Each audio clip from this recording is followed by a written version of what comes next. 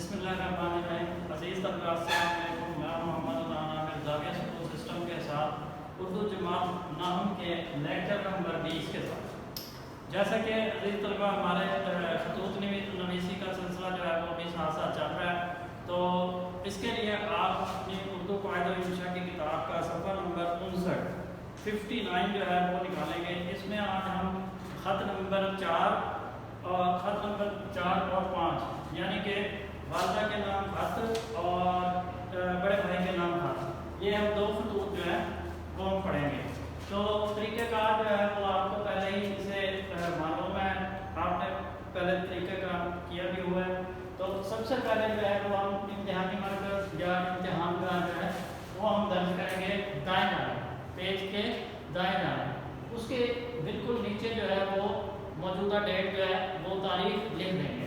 जैसे आज 28 जुलाई तो 28 जुलाई 2020 ये लिख दिया। इसके बाद अंकार जिसे हम खत लिख रहे हैं, मोहतरमा अम्मी जान, ये हमने लिख दिया। इसके बाद नदाया के अलामत लगा दी और इसी तरह इसके बाद अस्सलाम वालेकुम लिखेंगे और खत का मजमून जो है वो शुरू कर देंगे।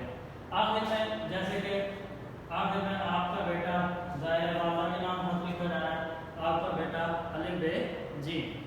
इसी तरह जो बड़े भाई के नाम खत होगा उसे भी तरीक़ाकार यही होगा, लेकिन यहाँ पर जो है वो बड़े भाई का अलकाब आएगा, भाईजान, बड़े भाईजान लिख देंगे। इसके बाद जो है आपका भाई अलिफ बे जी। अब हम इसका जो है वो मजमून देखते हैं खत का फर्दन।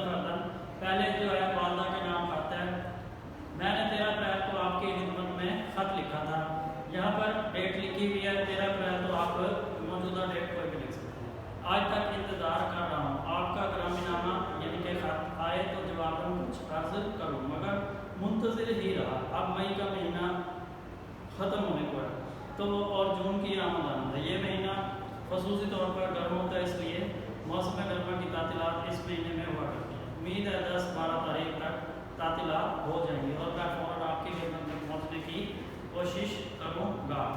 और घर आकर मैं आपका हाथ बटाऊँगा।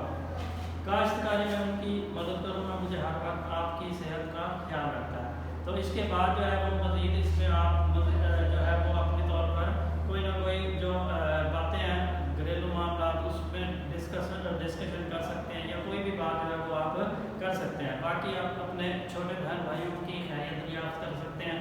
तो इस तरह यानी कि ये हमें खत मुकम्मल करना होगा।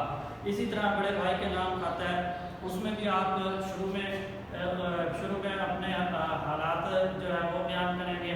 उसके बाद जो है वो उसमें क्योंकि मौजूद जो है वो खत का यही है कि खैरियत दरियाफ्त करनी है, तो आपने अपने बड़े भाई की उसमें खैरियत दरियाफ्त करनी है कि इतना अरसा हो गया आपकी तरफ से कोई खत नहीं आया, तो इस हवाले से आप बताएंगे आप कहीं बीमार तो नहीं है। तो ये सारी चीज़ें उसमें हमें बयान करनी पड़ेंगी।